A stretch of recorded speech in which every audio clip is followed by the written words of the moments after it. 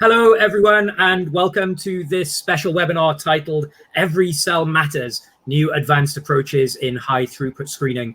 Really excited about this one, and I hope you are too. Today, we have two fantastic presentations followed by a live Q&A. Our contributors today are Professor Hao Chen from the Institute of Reproductive Medicine at the Medical School of Nantong University and Julie Lalibete, Head of R&D at Singleron Biotechnologies. Before we begin, a couple of quick announcements. Firstly, questions. Please feel free to ask questions as soon as you like using the area on the right-hand side of your screen. You can upvote other people's questions whenever you like. We should have plenty of time for Q&A at the end when we'll bring the speakers back on screen to answer your questions. On demand, so we won't be sharing the slides from today's webinar. However, you can access the whole webinar again on demand whenever you like, within a minute of today's live session ending. So just use the same link that you used to get here today. You can also find all of our webinars on demand by searching on your internet browser for Frontline Genomics and Livestorm, the name of our webinar platform. And so let's start the webinar. I'd like to hand you over to Yuan Chen of Singleron Biotechnologies, who is going to introduce our first speaker in more detail. Over to you, Yuan.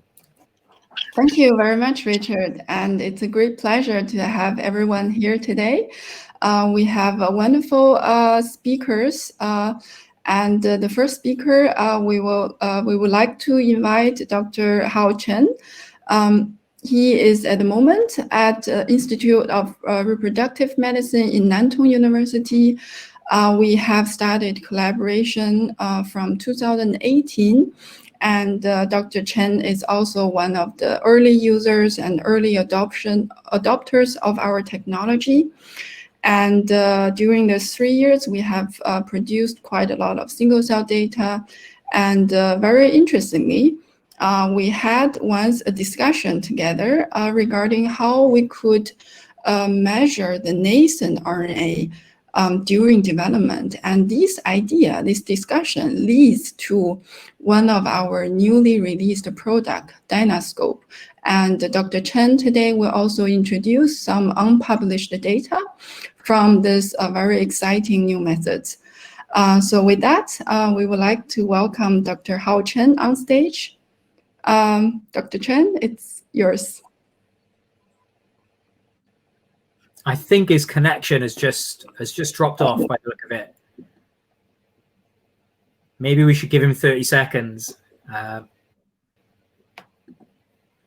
Yeah, seems to be a little bit of internet problem. Yes. Oh. Hi, Dr. Chen. Welcome. You're muted. Yeah. Now, perfect. Yeah, now it's okay. My internet was broken. Okay, now the stage is yours. Thank you. Okay, so still I'm first, or yes, yeah, you're ready to go now. Okay, yeah, sure. Thank you very much, and thank you for your introduction, and Dr. Chen, and thank you for the invitation of Richard, and thanks for having me to introduce our recent work and some preliminary results. I'm going to present the spatial. Sorry, I can. Okay. The spatial-temporal landscape of mouse epididymal cells and the special mitochondrial-rich segments defined by large-scale single-cell RNA-seq, which had been published on Cell Discovery. As you may know, spermatozoa from the testis acquire their motility and fertilization ability when they transit through the epididymis. It's a critical male sex organ that plays key roles in sperm transport, maturation, and storage. As shown in the slide, The mammalian epididymis is divided into 3 parts, named capt, corpus, and coda. The middle figure is the HE section view of the different epididymal segments, which displays distinct morphologies. In general, luminal secretions from the capt and corpus are beneficial of the acquisition of sperm motility and fertilizing ability. On the other hand, coda epididymal secretions maintain the condition for the storage of spermatozoa while preserving their fertility. The cartoon of the figure C shows the composition of the epididymal epithelium, which include principal cell, basal cell, clear narrow cell, and some immunocells so far. During the past decade, many studies were performed from single gene to omic study, both in mouse and human, in order to elucidate the role of the epididymis and its effect on sperm maturation. However, although advanced results were achieved in the segmental specific regulation, the mechanisms underlying the sperm maturation remains elusive. And a recent review by Sala appeared that we need to draw attention to recognize the distributed epididymal environment as a potential cause of male infertility. And with the technology development, single-cell RNA sequencing provide a novel skill to elucidate the potential regulation of the microenvironment at a single-cell level. Many organs have been analyzed in mammals, including the male and female reproductive organs, such as the testis and the ovary. And the table at the right panel has summarized analysis of the germline cell development from pre-implantation to the spermatogenesis. However, the detailed cell composition and their marker genes of the epididymis were largely unknown.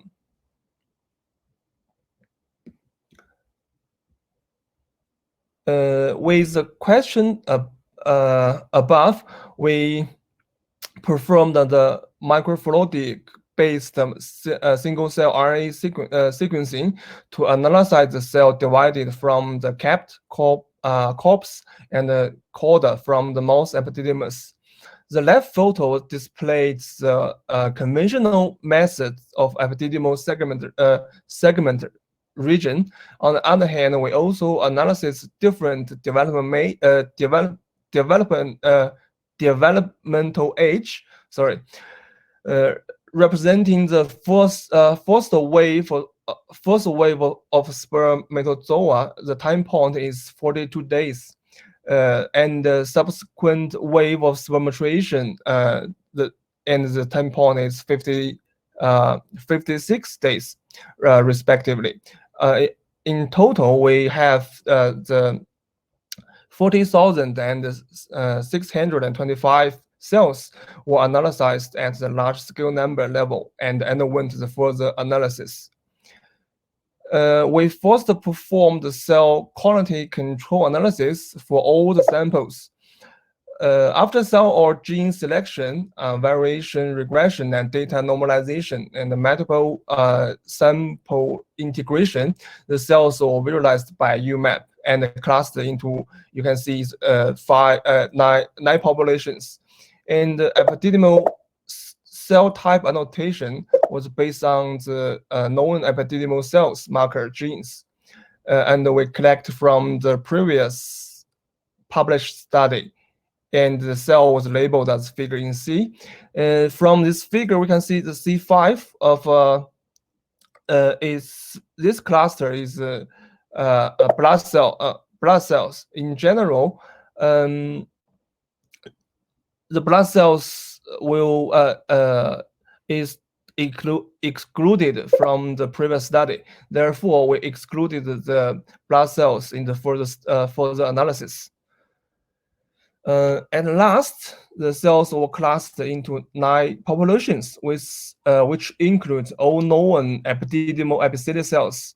And the specification of cell markers in cells was shown in the left heat maps. Consistent with the previous study, the percentage of principal cell was around 60% in the 3 epididymal regions. Intriguingly, the number of segmental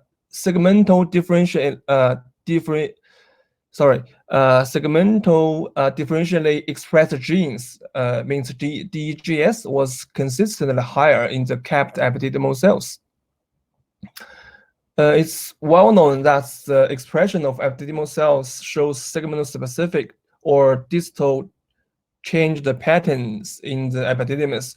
To further elucidate the segment specificity in the context of gene expression profile, we compared the DEGs in all cell types along the 3 segments, and the representative heat map was shown in the figures. The representative segmental specific genes in principal cells also elucidated. To clarify the subpopulation in principal cells, we employed a higher SNN clustering resolution, and 8 different subpopulations of the principal cells were reviewed from the capital coda, which were defined as PRC1 to PRC8. And figure B, the top 10 DEGs were illustrated. Furthermore, the geo-enrichment analysis, which associated with the DEG in each cell cluster,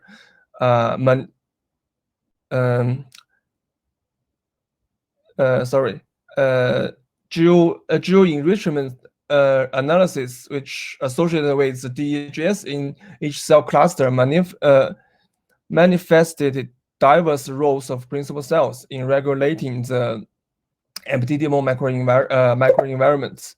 Intriguingly, genes enrichment in the PRC7 and PRC8, the 2 small cell group, and were related to cilium organization and assembly, microtube-based movement, and the cilium-dependent cell motility, according to the analysis, suggests its role in epididymal cilium formation. Of note, these 2 clusters of principal cells were consistent with histologically described epididymal cells, with stereocilia accompanied the expression of actin. Therefore, we plotted the potential marker genes of PRC7 principal cell subsets and visualized them in the volume plots. The detailed functions of these cells were warranting to be investigated in further study.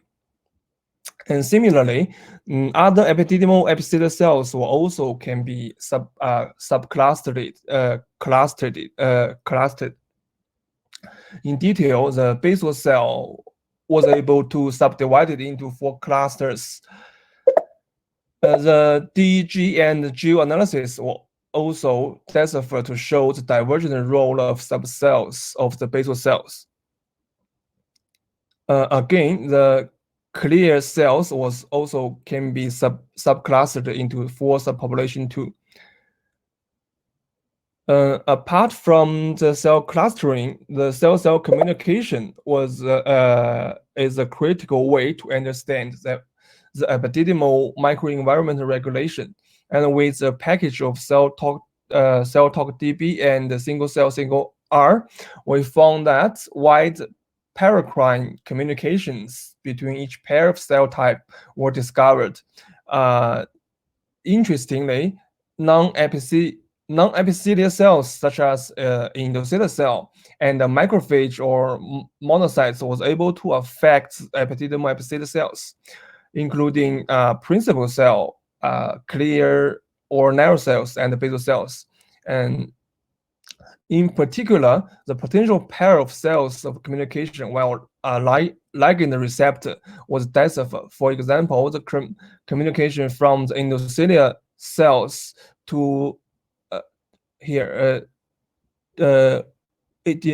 the endothelial cells to the principal cell and basal cell and clear cell. In addition, and the macrophage or monocyte were found to influence also can influence other cell clusters such as principal cells and basal cell. And these results indicated the complex cell-cell interacting among the epididymal epididymis. As we all know, the percentage of mitochondrial transcriptions is the key factors of cell quality. In general, the high level of mitochondrial genes suggested poor sample quality. However, Daniel compared mtDNA percentage of 165 tissues of mouse and human, which suggested some organs have higher mitochondrial transcripts, such as heart and kidney. Unfortunately, the epididymis was not included in their analysis. So unexpectedly,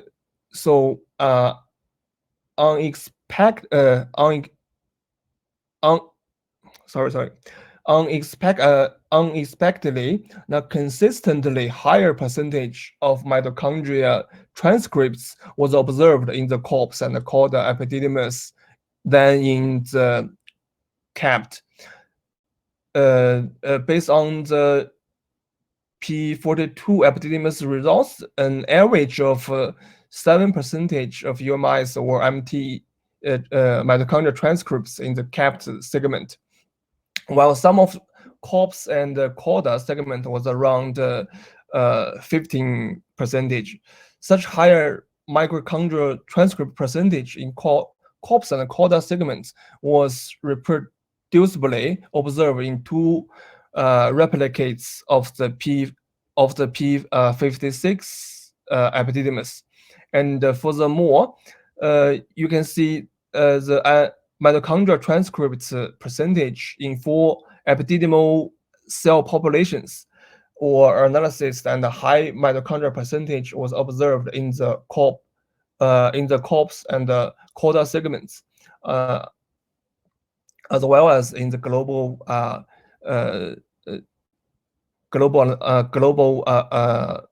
mitochondrial transcript analysis. To confirm more single-cell sequence observation, we use the mitochondrial tracker staining and the immunofluorescence staining to examine the distribution of mitochondria in epididymal epithelial cells. Indeed, either the mitochondria specific marker, cytochrome C, or mitochondrial tracker staining shown a significantly higher mitochondrial number in the corpse and cauda than in the capped epididymis in both P42 and P56 mice.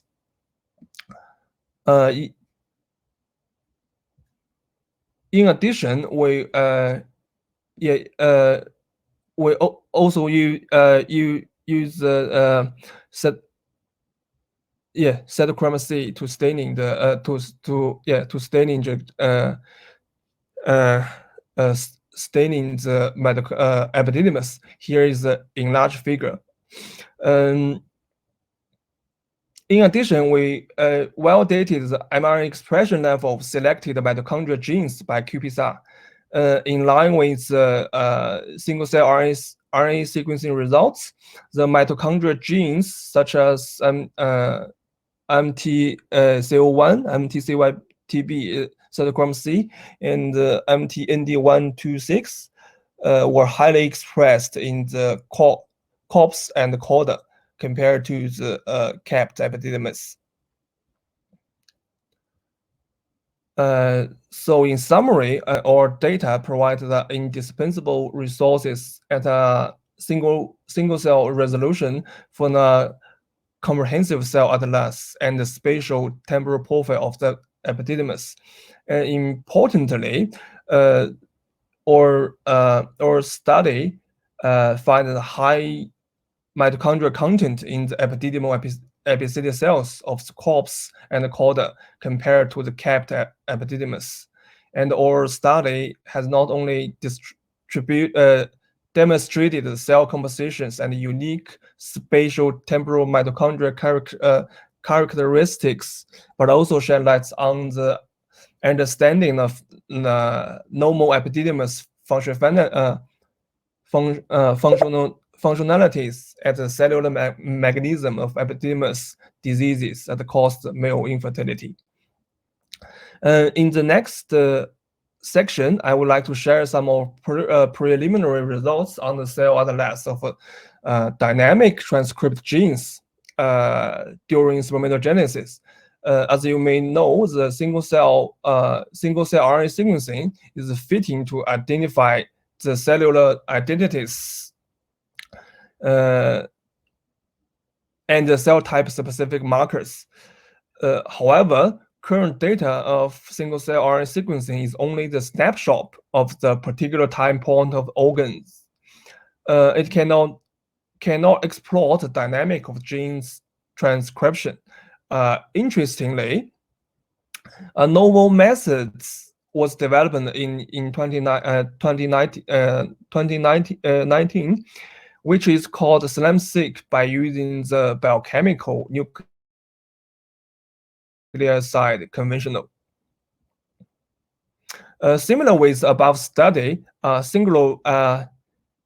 Singularine developed the first commercial service for the detection of nuisance single-cell RNA-seq named Dynascopes. And here's the workflow of the Dynascope. With the Dynascope technology, we investigated the dynamic transcriptions during spermatogenesis, and the left figure was diagrammed is a diagram of our experimental. And after sequencing, the quality control analysis was first evaluated to the evaluated data quality. From the right figure, the number of feature RNA was over 20,000 on average, and the mitochondrial transcripts were under 5%, and there were no genes of blood cells were detected. And overall, this sequence data was good enough to further analysis. And the second step for the analysis was cell clustering. As you can see, the cells were able to be clustered in 9 different populations, and the marker genes were shown in the figure B. The percentage of each cell was calculated in the left panel of notes. The nuisance RNA in each cell cluster was charted in the right picture. From the results, you can see the percentage of the nuisance RNA in the stem cell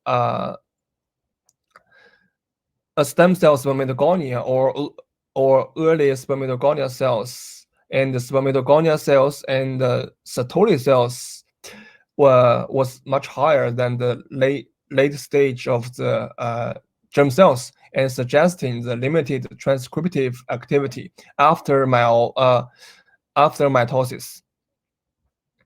So we further investigated the potential involvement of the process of nuisance RNA in the different cells, and for such as SSC and the spermatogonia. You can see the SCSA is mainly enrichment with the chromatin remodeling or cell proliferation. and the red panel, the spermatogonia, the most enrichment is cell respiration.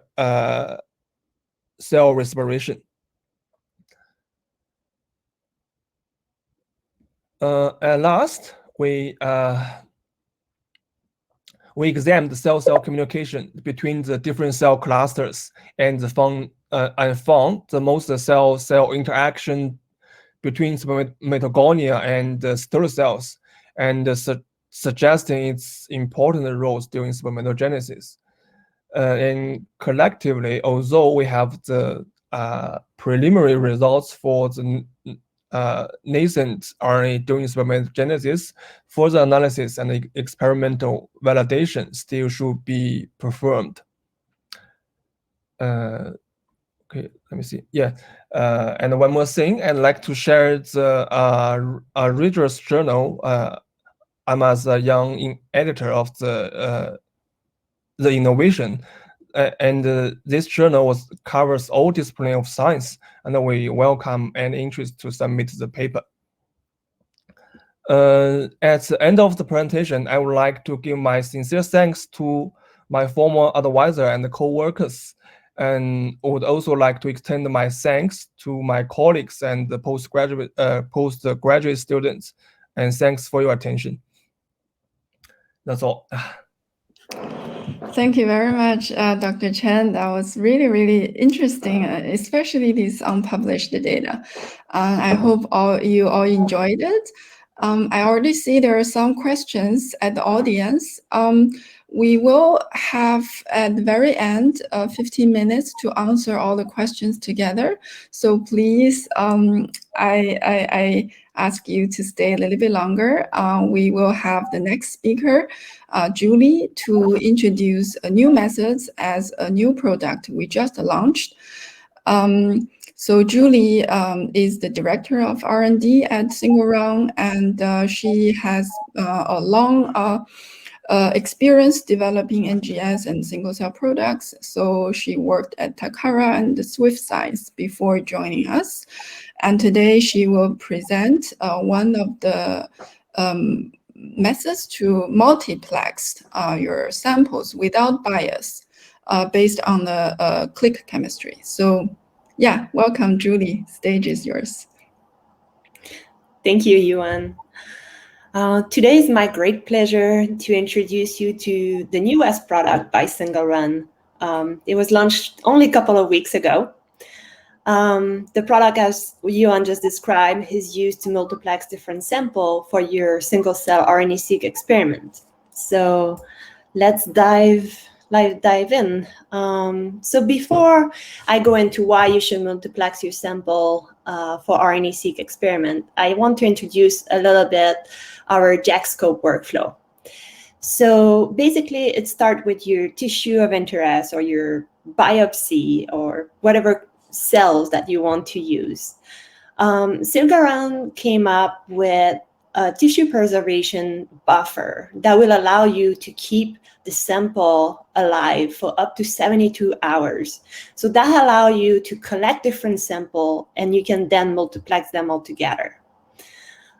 We also offer a good tissue dissociation buffer that allows the dissociation of all the cell in single cell, of course. And what is particular about this dissociation buffer is that all the cells are going to be efficiently dissociated from each other. So that means that if you have a cell type that is more tightly attached together, well, you won't lose those cells because we are able to make them available for single-cell RNA sequencing. In the middle of the workflow, and I think it's one of the best feature by Single Run, is the matrix. This machine is all automated, and it allows you to perform the partitioning of your cell. It also does the cell lysis, also the barcoding, and the capture of your messenger RNA. So it's very cool, and it only lasts 40 minutes, so it's super fast. Single Run also offer reagents to make your cDNA and your library construction for Illumina sequencing. And finally, we also offer analysis, bioinformatic analysis software named CellScope that will allow you to have a better picture of your data on the visualization aspect of things, but also having a database to query of. Okay, so coming back to our topic of today. So why would you like to multiplex a sample to go into a single cell experiment? Well, obviously, it's to simplify the workflow. So imagine that you have 6 different samples that you collected in a week, and you want to process all of them. So with multiplexing, you only have to run the whole workflow once. It reduces the cost, of course. If you want to multiplex 6 samples at a time, you only have to load 1 chip to do 1 cDNA and to make 1 library. So you save time, you save money. It also reduces batch effect. So it's easy to understand that if you have the sample all processed together the same day by the same operator with the same reagent on the same instruments, that the variations are going to be reduced greatly.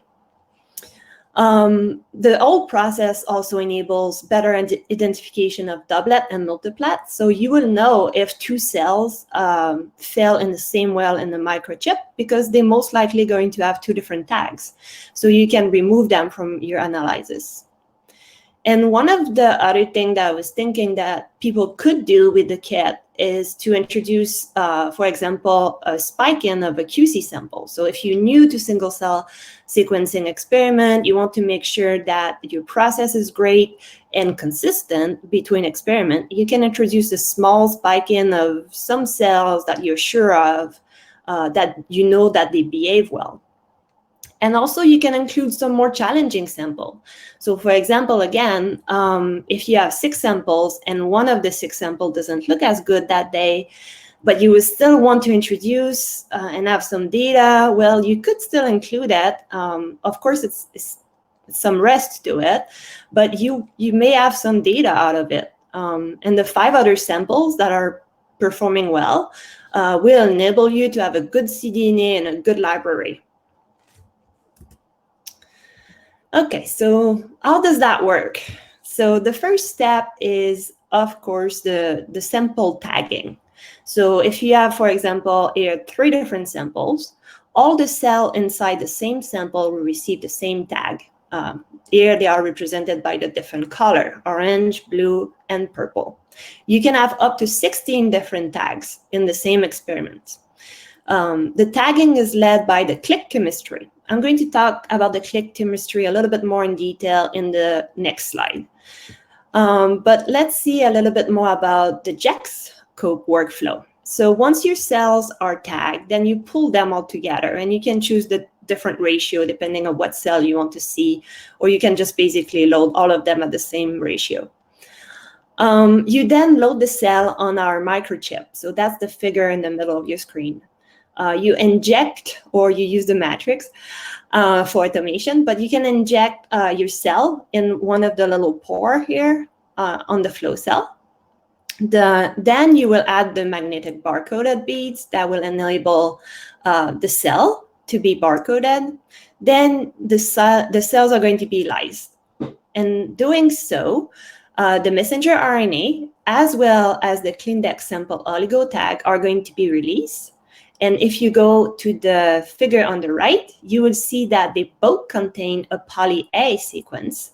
And that poly A sequence will bind the poly T sequence that is on the oligo that is coupled to the magnetic beads. The oligo on the magnetic beads also contain the cell barcode. So both the ClinDex sample tag oligo and the messenger RNA receive the same cell barcode. And during the reverse transcription, the poly T tail there is going to be extended, and you will have 2 different duplex that are going to be formed. So the first one will be a messenger RNA DNA duplex, and the second one will be a ClinDex sample tag oligo DNA duplex. Then we go into amplification of the 2 products by a sample PCR. So we have a lot of those molecules that are amplified, and we separate them by size selection. So the ClinDex tag oligo is about 200 base pair, and the cDNA is about 1,500 base pair. So it's a great difference between the two. And using sample spray select or impure beads, you can basically separate the two products. So the supernatant will contain your ClinDex tag, and the beads will retain the cDNA. To make an Illumina compatible library prep with the ClinDex tag, it's really easy.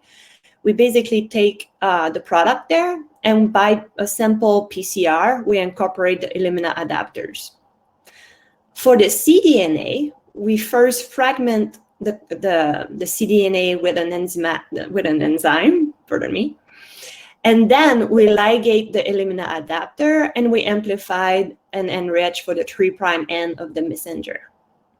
You can see the size distribution of the two products is really different. So on top, you have a sharp peak, which is the ClinDex product, because it's always the same size. It's only 15 or 16 base pair, and it's always the same. For the cDNA that is made into the library prep, it's a nice bell curve distribution. You then pull together the two types of library at a different ratio, because you want to sequence way more of your messenger RNA that you want to sequence the ClinDex. So for a standard chip, for example, we will use a ratio 1:20. For a high density chip, I can imagine that would be something more like 1:40.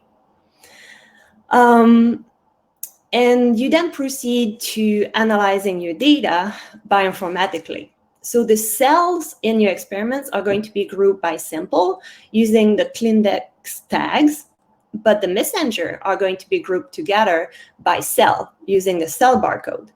And because the cell barcode is found in both the ClinDex tag library as well as the cDNA library, you can then, as a common denominator, put them back together. Hopefully it makes sense.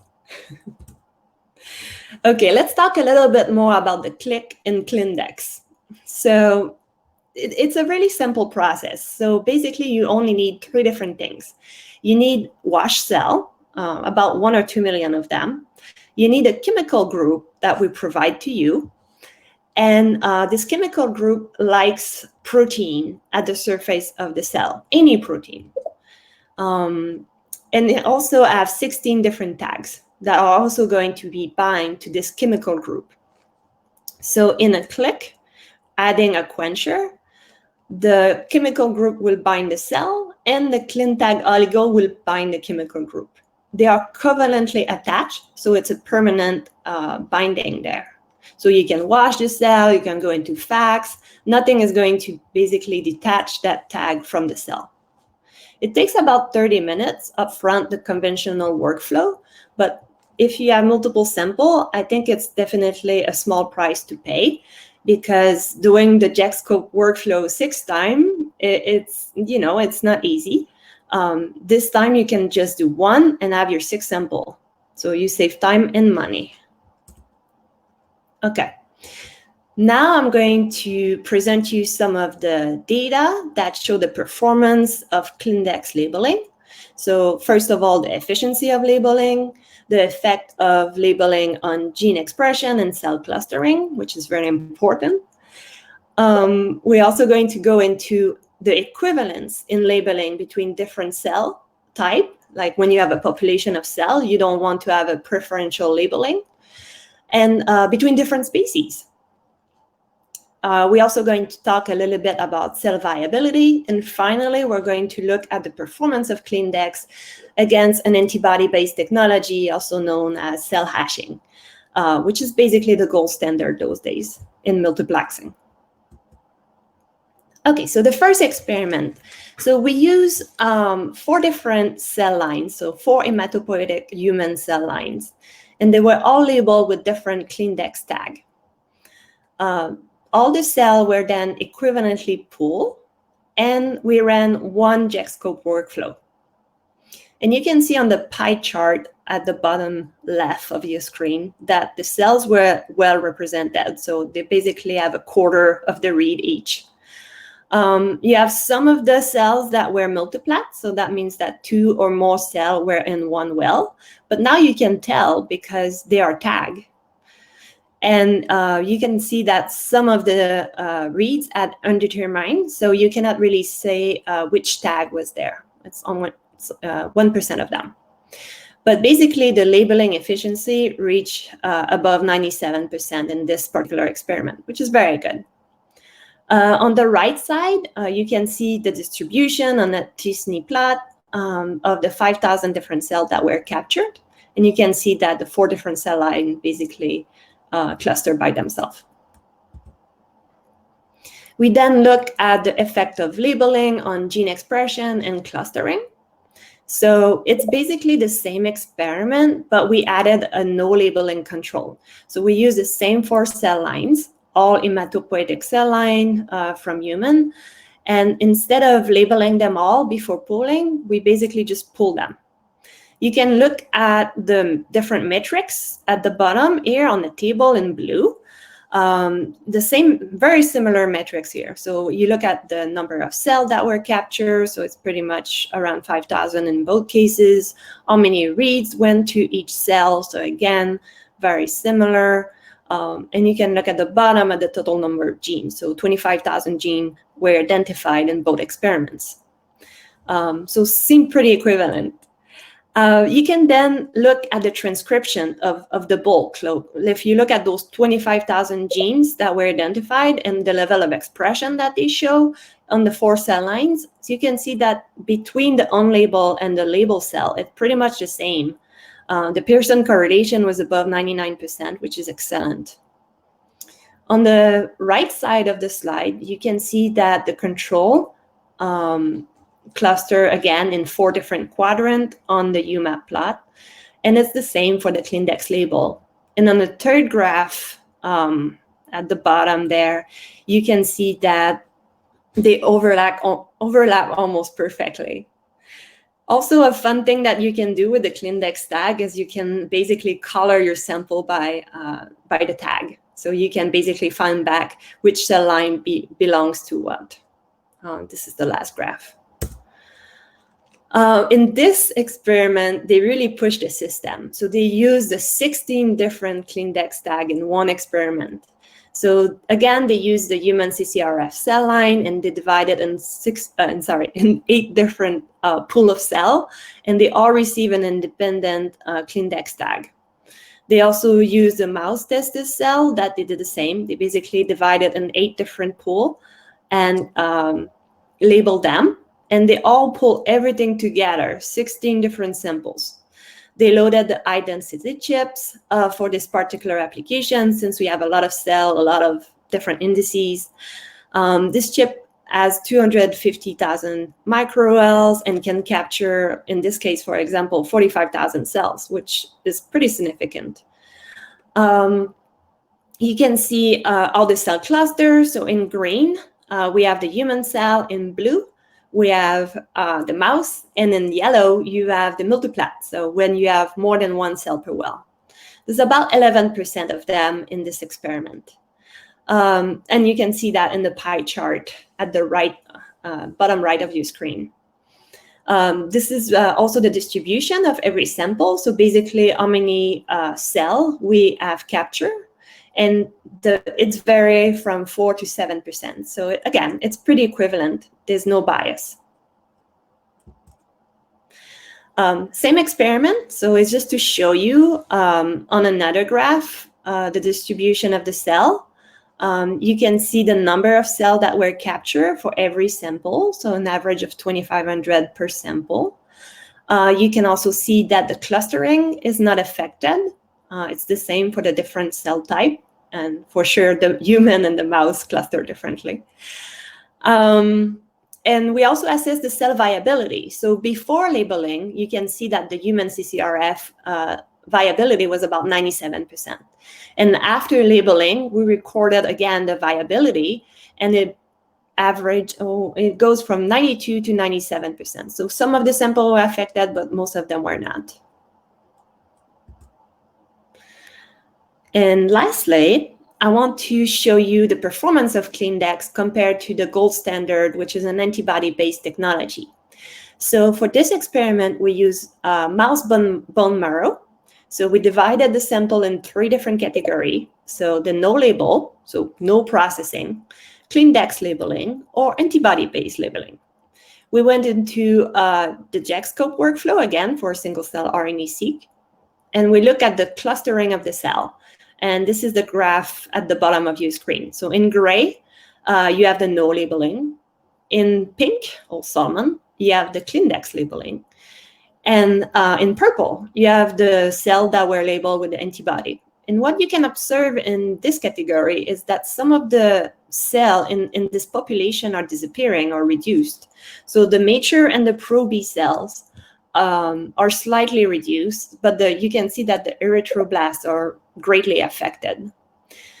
You can see again in the plot that look at the transcription between the 2 bulk experiments. So the no labeling versus the ClinDex labeling, the Pearson correlation is above 99%.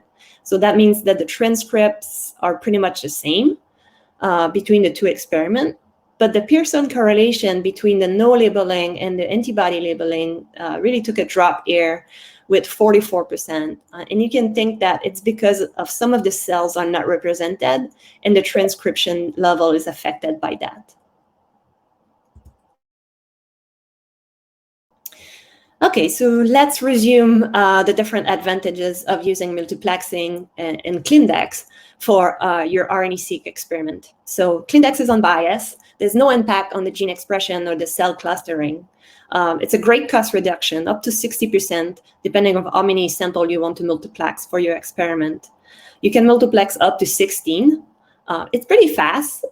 You can do it under 30 minutes, and it's a great time saver for downstream because you only have to run the workflow 1 time for all your sample. It's a good application for our high-density chip.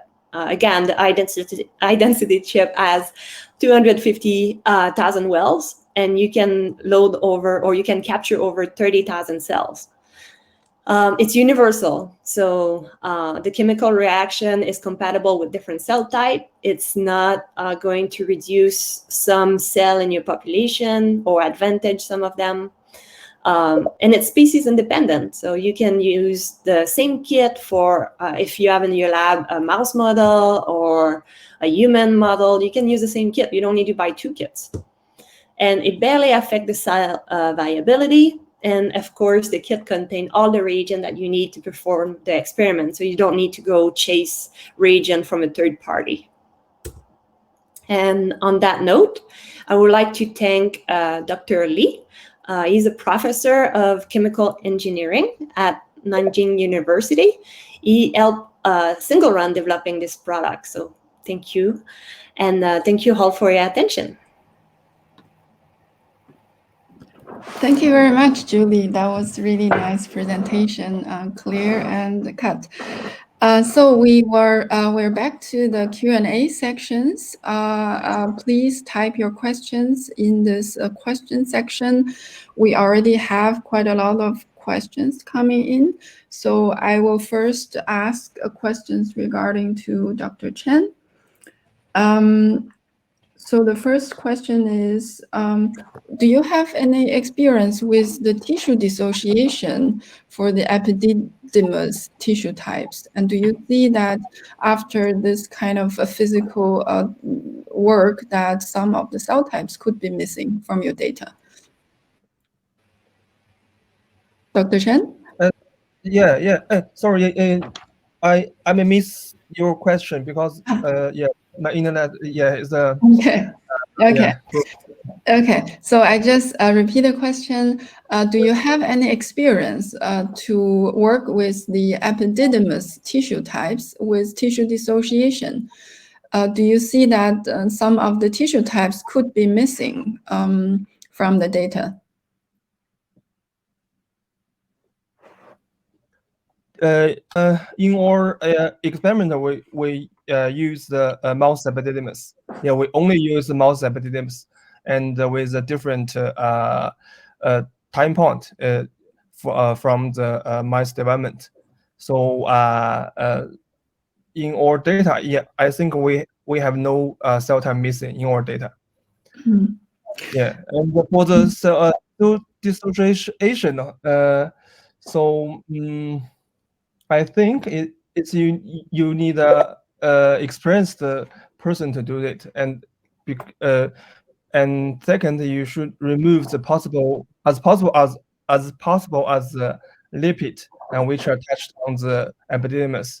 So and we also use tissue association solution and purchase from the singularity, yeah, which the association results, yeah. Okay, thank you. And one of the questions related to this is because you show some nice single-cell RNA-seq data coming from SingleRun's platform. In your experience, what is the sensitivity? So by that we mean how what's the number of genes you can detect per cell from this kit? Okay, yeah, we in our most results we can get on average about 2,000 genes per cell. Yeah. Mm-hmm. Have you compared this with other platform? Is it at a similar level or? Not really, but from the papers published, we think it can be comparable with other study. Yeah. Okay, and one more question for you, Dr. Chen, is that because you show some really nice mitochondria data, so for the cell types which has a high abundance of mitochondria genes, do you expect to see that they have higher demand for ATP? Okay, yeah. So as I mentioned before, the epithelial cells secretes a lot of proteins or extracellular vesicles into the luminal. So it might to keep the high molecular synthesis rate with the high ATP cost, I think. Yeah. So and now we have some we design some experiments to elucidate this phenomena. Yeah. Okay, and also a question related to mitochondria genes. Why do you choose mitochondria genes to evaluate the sample QC during the single cell experiment? How to distinguish it from true mitochondria genes? Sorry, my internet was broken again, so I missed your question. Yeah. So it's related to mitochondria again. So why do you choose mitochondria genes to evaluate the sample QC for your single cell experiment? How do you know that this is true changes, or is it artifacts? Yeah. Oh yes, yeah. The Q in the QC part, the mitochondrial transcriptive percentage was a standard procedure to evaluate the data quality. Yeah, so we just follow their methods. Yeah. Okay, yeah, thank you very much, Dr. Hao Chen. And we have also some questions to Julie regarding the CleanDex methods. So one of the question is, does the CleanDex work for formalin or methanol fixed cells? Oh, that's a good question. I think we do not test this. Something definitely to add to the queue. But yeah, I would not see why it would not work. And another related question, have you tried to label other species, such as, so others other than human and mouse? Not at the moment, but if you are interested on suggesting some model system that you would like us to test, we're open for that, for sure. Mm-hmm. And also, I think there is also a question regarding the ClinDex. So the question is, ClinDex-based labeling, is it mainly relevant only when versus antibody labeling? So what are the differences? And yeah, I guess that is the main question. Well, there's many differences between the chemical quenching that is used in ClinDex and the antibody-based technology. They're both basically doing the same thing at the end of the day, but one is more efficient and less biased than the other. So you can imagine for the antibody-based technology, you will need a set of antibody that is species-specific. And because you target only some type of protein at the surface of the cell, you may think that you will see more bias inside a population of cells. With ClinDex, it's a group at the surface of the cell. It's not a special protein that is recognized. And I will add to that this group is basically at the surface of every cell. So it's why we think that the product is species agnostic. I also add that the link or the bound that is between the ClinDex oligo and the cell is covalent. So it's really a tight attachment. And since it's a chemical reaction, it happens like very fast. With an antibody-based technology, you will have to incubate your cell and the antibody for a longer period of time. Okay, excellent. Also, another question is, have you evaluated the ClinDex labeling on cells from primary tissues? Is it also compatible with nuclei multiplexing? Since the nuclei also have a protein at its surface, it should be compatible, but this is something that we are still working on.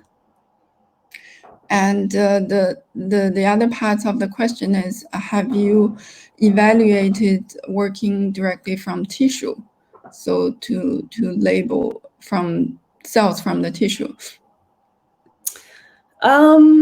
That's not, we did not, but this is not something I would suggest to do because you really want this the oligo to have access to all the cell. And I can imagine that if they are still all bind together in a tissue, that it may limit your access to some of the cell. But do you see that this could work well after this single cell suspension? So if you would be able to get a very clear single cell suspension after the dissociation, then this step can be added, correct? Oh, yeah. So after the tissue dissociation, yes, ClinDex is compatible. Okay, great. And due to the limitation of time, we might have just one last question. One last question regarding the because you introduced also the high density chip. So the question is, what is the expected multiplate rate with the high density chip, and is increasing cell load increasing the chance of multiplates? Yes, so of course, more cell you load on the chip, more chance you have to have two cells in the same well. And more multiplexing you do, more you can identify those wells. So you can remove them from your analysis. Of course, you're losing sequencing data, so you want to act here with some moderation on the loading of the cell. You don't want to lose all the data. So yeah, it's an equilibrium, I would say, that you have to find. We can offer some recommendation, of course. Okay, yeah, so due to the limitation of time, we will end today's webinar here, and we have listed our contact address and our official website, and we will come to hear from you soon. Brilliant. Thank you very much, Yuan. Thank you very much, Julie and Hao as well. Some really interesting data presented today as well. And thank you to our audience. Great to see so many questions. I'd also like to thank our partner for today's webinar, Single-Ron Biotechnologies. Please do check out what they've got to offer. As you've heard today, there's some incredible technology coming out of that company. So don't forget, this webinar is available on demand, so you can watch it back at any time. And yeah, finally, again, thank you to all of you for joining us here today. Have a lovely day, everyone. Bye. Thank you. Bye.